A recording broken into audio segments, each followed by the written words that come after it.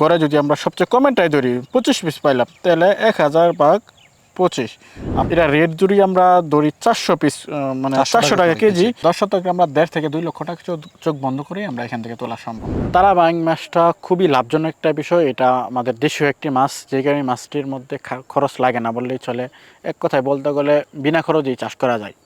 আসসালামু আলাইকুম মাছ চাষি ভাইয়েরা, আশা করছি আপনারা সকলে ভালো আছেন। তো মাছ চাষি ভাইয়েরা, আমরা সবসময় চেষ্টা করি আপনাদের সাথে লাভজনক মাছ চাষ পদ্ধতি নিয়ে আলোচনা করার জন্য। তো তারই ধারাবাহিকতায় আজকে আমরা চলে এসেছি ময়মনসিংহ জেলার ত্রিশাল উপজেলায়। তো আজকের পর্বে একটি লাভজনক মাছ চাষ নিয়ে আপনাদের সাথে কথা বলবো। আপনারা অনেক মাছ চাষি ভাইরা রয়েছেন যারা মাছ চাষ করেন ঠিকই, কিন্তু সঠিক লাভজনক মাছটি আপনারা নির্বাচন করতে পারেন না, যে কারণে মাছ চাষে আপনারা মোটামুটি লাভবান হলেও সফল কিন্তু হতে পারেন না। যে কারণে আজকের পর্বে আমরা আপনাদের সাথে একটি লাভজনক মাছ চাষ সম্পর্কে আলোচনা করব, যাতে করে আপনারা এই লাভজনক মাছ চাষ করে সফল হতে পারেন।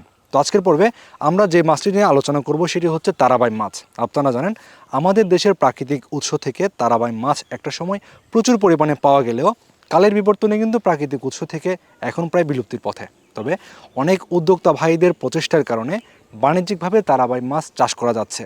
আজকের পর্বে আমরা আপনাদের সাথে কথা বলবো স্বপ্নজয়ী মৎস্য হ্যাচারির যে স্বত্বাধিকারী বা কর্ণধার রয়েছেন তার সাথে কথা বলবো এই তারাবাই মাছটা সম্পর্কে, যাতে করে এই তারাবাই মাছের পোনা মজুত, চাষ পদ্ধতি এবং বাজারে কি পরিমাণ দামে আপনারা বিক্রি করতে পারবেন, কেমন খরচ হবে, আয় ব্যয় কেমন, এই সকল বিষয় সম্পর্কে আপনারা সুস্পষ্ট ধারণা পাবেন। তো চলুন কথা বলা যাক তারাবাই মাছ চাষির যে উদ্যোক্তা, সেই উদ্যোক্তার সাথে। আসসালামু আলাইকুম ভাইয়া। ওয়ালাইকুম সালাম। কেমন আছেন আপনি? ভাই আছি আলহামদুলিল্লাহ। ভালো আছেন? আলহামদুলিল্লাহ, আমিও ভালো আছি ভাই। আমরা যেটা দেখতে পাচ্ছি সামাজিক যোগাযোগ মাধ্যম ইউটিউব, ফেসবুকে আপনাদের তারাবাইম চাষ আলহামদুলিল্লাহ বেশ ভালো জনপ্রিয়তা পেয়েছে এবং মাছ চাষি ভাইরাও বেশ ভালো উদ্বুদ্ধ হচ্ছে এই মাছ চাষ করার জন্য। তো আমরা সে সকল বিষয় সম্পর্কে জানবো ভাই, এবং গুরুত্বপূর্ণ কিছু তথ্য জানবো তারাবাইম মাছ চাষে। তার আগে ভাই একটু আপনার পরিচয়টা দিবেন। আমার নাম মোহাম্মদ আহাদ মিয়া, আমার ঠিকানা হচ্ছে ময়মনসিংহ ত্রিশাল, আমার প্রতিষ্ঠানের নাম হচ্ছে স্বপ্নজয়ী হ্যাচারি। আচ্ছা, আর হচ্ছে আপনাদের এই যে এখানে দেখতে পাচ্ছি আমরা তারাবাইম মাছ চাষ করছেন, এখানে আপনাদের যে মাছ চাষ, এটা আসলে শুরুটা কিভাবে করেছিলেন? এটা আমাদের শুরুটা হচ্ছে, এটা আমাদের বংশগত, যে কারণে আমার আগে দাদা করছে, বাবা, তারপরে পড়ালেখার পাশাপাশি আমি নিজে ওটার সাথে।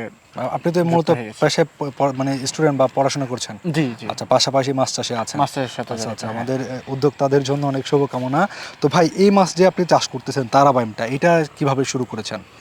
তারাবাইংটা শুরু হওয়ার পেছনে হচ্ছে, আমি একটা জিনিস খেয়াল করছি, আমাদের দেশের মধ্যে আগেকার সময় প্রচুর পরিমাণ তারাবাইং পাওয়া যেত, কিন্তু বর্তমান সময়ে কালের বিবর্তনে যে কারণে তারাবাইংটা আগের মতো পাওয়া যাচ্ছে না। যে কারণে আমি জলাশয় নেই বললেই চলে। হ্যাঁ হ্যাঁ, আমি ভাবলাম যে আমরা এমন একটা মাছ চাষ করি যেটার বাজার রেট ভালো থাকে এবং দেশীয় একটি মাছ।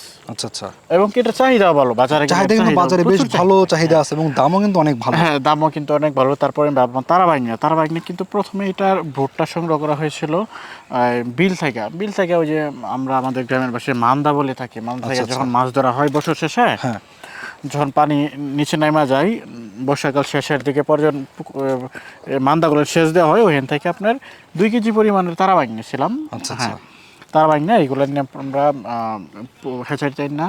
তারপর আপনার মানে যখন পানি না, তখন তো বৃষ্টি পরে ডিমের সিজন থাকে, দেখি পেটের মধ্যে ডিম চলে আসছে, এসেছে, আমি এটা ইঞ্জেকশন দিয়ে এটাকে আপনার ইয়ার মধ্যে নিয়ে হ্যাচারিতে নিয়ে এটা আপনার পোনা উৎপাদনের উপযোগী করে ফেলি। আচ্ছা আচ্ছা, তারপর হচ্ছে আপনাদের পোনা উৎপাদন কার্যক্রম শুরু হয়? জি জি। আচ্ছা, এখন যে অবস্থা আমাদের বাংলাদেশে দেখতে পাচ্ছি আমরা, তারাবাইম কিন্তু বাজারে বা সব জায়গায় মোটামুটি তেমন একটা পাওয়া যায় না, যে কারণে এটার দামও বেশি।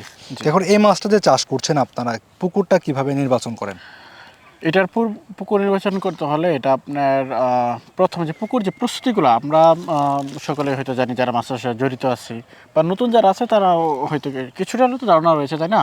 সেক্ষেত্রে পুকুরটা যখন আমরা রেনুর পুকুর অবশ্যই সকলে জানি কেমনে প্রস্তুত করে, একদম ফ্রেশভাবে সুন্দরভাবে রেনুর পুকুরের মতো প্রস্তুত করে তারপর আপনার রেনুর পুকুরের মধ্যে এটা দিতে হয়, কারণ যেহেতু এই মাছটা অনেক সংবেদনশীল।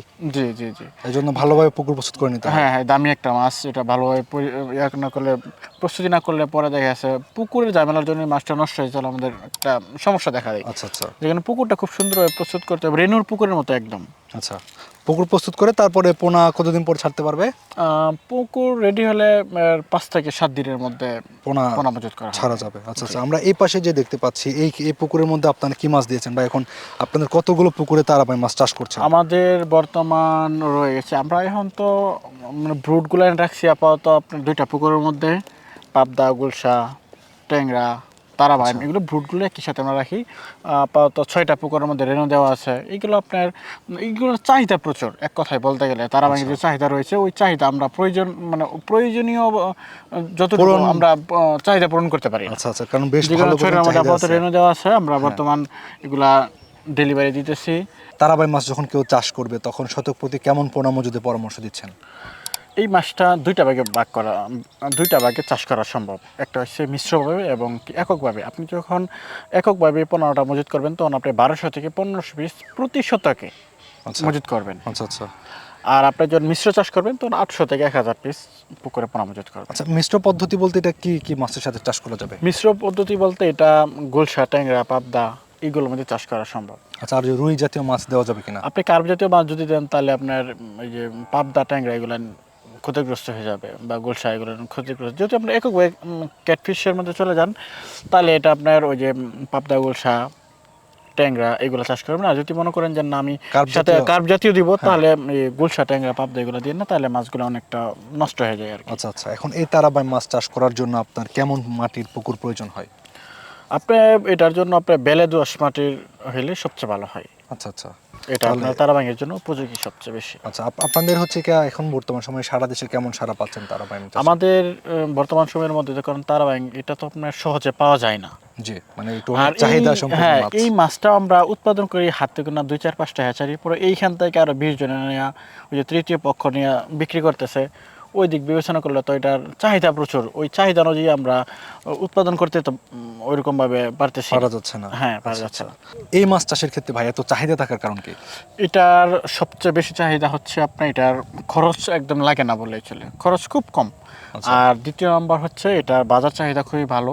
বাজারের চাহিদা অনুযায়ী এটার রেটটা হচ্ছে আকাশ ছোঁয়া। আচ্ছা আচ্ছা, যে কারণে এটার মাছ চাষি ভাইরা বেশ চাষ করতে এগুলো চাষ করে ভালো একটা লাভবান হচ্ছে। যে অল্প পরিমাণে চাষ করলে ওটা বাজার চাহিদা ভালো থাকে, রেট ভালো পাই, তারা লাভবান হয় সহজেই। আচ্ছা আচ্ছা, আবার কি খরচও কম, যে কারণে চাষি ভাইরা এটার পিছনে সবচেয়ে বেশি এটা চাষের জন্য আর আগ্রহী হচ্ছে। আচ্ছা, এখন এই মাছ চাষে ভাই রোগবালাই কেমন আসে বা কেমন আসে কিনা? এই মাসে রোগবালাই বলতে আমরা মূলত মাছ চাষ 3টা স্তরে ভাগ করা হয়। একটা হচ্ছে প্রথম স্তর, দ্বিতীয় স্তর, তৃতীয় স্তর।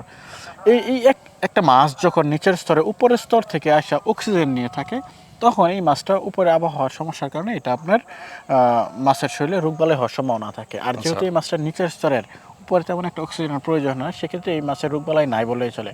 আর এই মাছটা যেমন আমরা অবশ্যই জানি খাল বিলের মধ্যে যেগুলো ওইরকম কখনো আমরা দেখি না যে গ্যাসের কারণে মাছ মারা গেছে বা কোনো সমস্যার কারণে, এগুলো রোগ প্রতিরোধ নিজেই করতে পারে ওরা।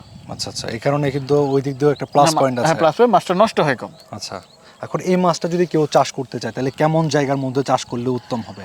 এগুলো আপনি বিঘা হিসাবে চাষ করলে সমস্যা হয়। এগুলো আপনার যারা চাষ করে তারা তো আপনার একটু বড় পরিসরে করে।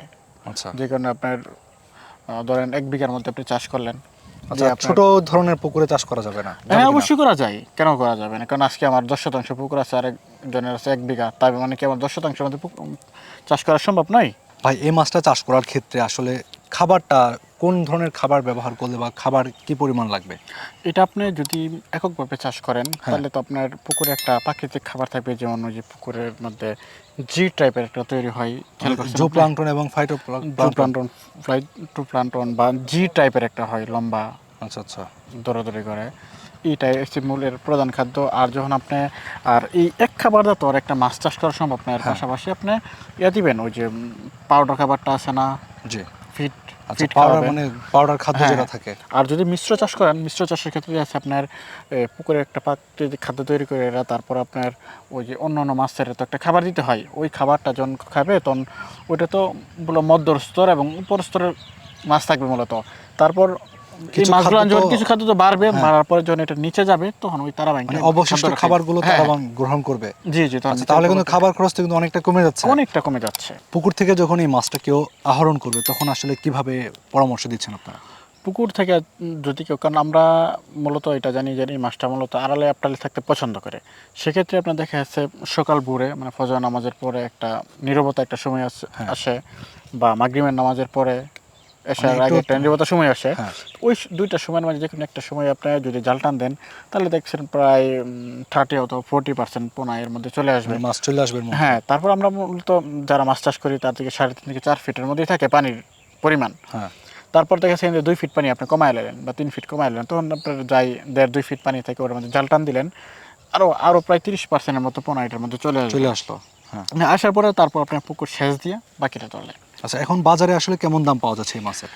এই মাছটা মূলত বাজারে আপনার দেশের প্রত্যেকটা জেলার মধ্যে তাকান 500 টাকার নিচে কিন্তু এই মাছের রেট যায় না। আচ্ছা, তাই কিন্তু 500 আরো থেকে বেশি 800-র থাকে। ভিতর হয়ে হ্যাঁ। থাকে মূলত।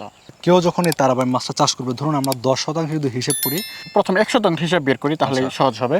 আমরা 100 থেকে ধরেন 1500 পিস একক ভাবে দিলাম, একক ভাবে দিয়ে ধরেন 1500 পিস দিয়ে তো আমরা 1500 পিস পাবো না, যেহেতু আমরা অনেকে যারা নতুন চাষি আছে, কারণ এই মাছটার জন্য সবাই নতুন এক কথায় বলতে গেলে, সেক্ষেত্রে দেখা যাচ্ছে আমরা ধরেন 500 পিস পাইলাম না, আমরা যদি শতাংশ প্রতি 1000 পিস পোনা পাই, তাহলে ধরেন গড়ে যদি আমরা সবচেয়ে কমেন্টাই ধরি 25 পিস পাইলাম, তাহলে 1000 ভাগ 25 আমরা 1 মণ পোনা পাইছি, মানে 40 কেজি পোনা মানে পাইছি। এক মাছ হয়ে যাবে, তখন তার পোনা থাকবে না। হ্যাঁ মাছ হ্যাঁ, হয়ে তখন যাবে। মাছ হয়ে গেল, তখন 40 কেজির মধ্যে এটা রেট যদি আমরা ধরি 400 পিস, মানে 400 টাকা করে কেজি, আচ্ছা, 400 গুণ 40 আপনার 16,000 টাকা এটা হলো প্রতি শতাংশে। প্রতি শতকে। 10 শতাংশ হচ্ছে আপনার 1,60,000 টাকা। আর যদি আমরা আরেকটু কোনা ধরেন, আমরা তো এখানে 500 পিস এক টানে মাইনাস করেছি, এমন তো হতে পারে মাছের সংখ্যা একটু বেশি পাইলাম, ধরো 1200 পাইলাম বা 1300 পাইলাম, তখন কিন্তু আপনার 2 লক্ষ বা 2 লক্ষ প্লাস হয়ে যাইতেছে। এটা কতটুকু জমি থেকে? এটা আপনার 10 শতাংশ থেকে। আচ্ছা আচ্ছা, তাহলে কিন্তু বোঝা যাচ্ছে বেশ ভালো পরিমাণে একটা। হ্যাঁ, 10 শতকে আমরা 1.5 থেকে 2 লক্ষ টাকা চোখ বন্ধ করে আমরা এখান থেকে তোলা সম্ভব। আর যদি আমরা এর খরচের দিকে তাকাই, তাহলে ধরেন আপনার 15,000 পোনা, ধরেন 15,000 পোনা আমরা, এটা আপনার 1.5 থেকে 2 টাকার মধ্যে রেটটা হয়ে থাকে। কারণ এই মাছের রেটটা সময়ের ব্যবধানে দামে কাঁচামাল যেহেতু দামটা ওঠানামা করে, এটা আমরা সকলেই আলোচনা জানি। সাপেক্ষে। ধরেন আমরা ঘরে যদি 2 টাকাও ধরি, সর্বোচ্চ রেটটা যদি ধরি, তাহলে আপনার 15,000 মাছের দাম 30,000 টাকা আসতেছে। 30,000 টাকার মধ্যে এইগুলো নিয়ে খরচ মিলায় ধরেন আরও আপনার 30,000 টাকা, 60,000 টাকা ধরে দেন, 60,000 টাকা ধরে দিলে আপনার 2 লক্ষ টাকার মধ্যে 60,000 টাকা মাইনাস দেন। আচ্ছা, আমরা 1,40,000 এটা আমরা মানে সবচেয়ে যেটা সর্বনিম্ন হিসাব, আমরা কিন্তু ওই নিম্ন হিসাবটাই করছি। আপনারা যদি আরও সুন্দর একটা পরামর্শ নিয়ে একটু অভিজ্ঞতা নিজের মেধা কাজে লাগায় যদি আপনি এই মাছটা চাষ করেন, আশা করি আর আমরা যে হিসেব করি এর থেকে ভালো একটা রেজাল্ট পাবেন ইনশাআল্লাহ। আচ্ছা আচ্ছা, তাহলে এখন এটা আসতেছে, মানে এই টাকাটা আসতেছে কত মাসের মধ্যে?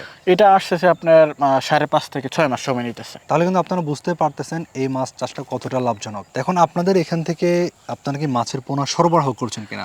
হ্যাঁ, আমরা আমাদের এখান থেকে আপনারা যারা মাছটি চাষ করতে চান বা চাষ করতে আগ্রহ হচ্ছেন, পরামর্শ প্রয়োজন, পোনা এবং পরামর্শ, শুধু পোনার জন্য ফোন দেবেন এমন কিছু না, আপনারা যে কোনো ধরনের পরামর্শ প্রয়োজন হয় সাথে সাথে যোগাযোগ করবেন। আমরা আমাদের সাধ্যমতো আমাদের অভিজ্ঞতা যতটুকু আছে সর্বোচ্চ দিয়ে আপনাদের পাশে থাকার চেষ্টা করবো ইনশাল্লাহ। এর মধ্যে রয়েছে অনেকেই প্রবাসী ভাইয়েরা রয়েছে, তারা ভিডিও দেখে যোগাযোগ করে দেন, ভাই আমরা কেমন এই মাছটি চাষ করব। তাদের এখানে আমাদের প্রতিনিধি পাঠানো হয়, প্রতিনিধি পাঠিয়ে ওইখান থেকে কী ওইখানের সমস্যাগুলো, ভালো দিক খারাপ দিক দুটোটাই তুলে ধরা হয়। যেখানে সমস্যা আছে এটা আমরা তাদেরকে জানাই যে আপনাদের প্রজেক্টের মধ্যে বা পুকুরের মধ্যে এই ধরনের সমস্যা আছে, আপনারা এই সমাধান করুন, তারপর পোনা মজুত করেন। আচ্ছা আচ্ছা, তাহলে সেক্ষেত্রে আমরা মানে যারা প্রবাসী রয়েছেন তারাও চাইলে আপনার কাছ থেকে সেবা নিতে পারবে। হ্যাঁ, তারা অবশ্যই সেবা নিতে পারে। জি, তো ভাই আপনাকে অনেক ধন্যবাদ। তারাবাই মাছ চাষ সম্পর্কে খুবই গুরুত্বপূর্ণ তথ্য জানতে পারলাম। আপনারা অনেক মাছ চাষি বাইরে রয়েছেন যারা এই তারাবাই মাছ চাষ করতে চান, ভাই যে কোনো সময় তো ফোন মোটামুটি দিতে পারবেন। হ্যাঁ, যে কোনো সময় চলে ফোন দিতে যে কোনো সময় আপনারা পরামর্শ বা পোনার জন্য চাইলে ভাইদের সাথে স্ক্রিনে যে নাম্বার দেওয়া আছে যোগাযোগ করতে পারবেন। এবং সারা দেশে তো পোনা ডেলিভারি দিচ্ছেন। জি ইনশাআল্লাহ। তো সারা দেশ থেকে আপনারা চাইলে পোনাগুলো ডেলিভারি নিতে পারবেন। তো আপনারা যারা লাভজনকভাবে এই তারাবাই মাছ চাষ করতে চান, আপনাদের মাছ চাষ হোক আরও লাভজনক, সে আশা রেখে আজকের মতো এখান থেকে বিদায় নিচ্ছে। সকলে ভালো থাকুন, আল্লাহ হাফেজ।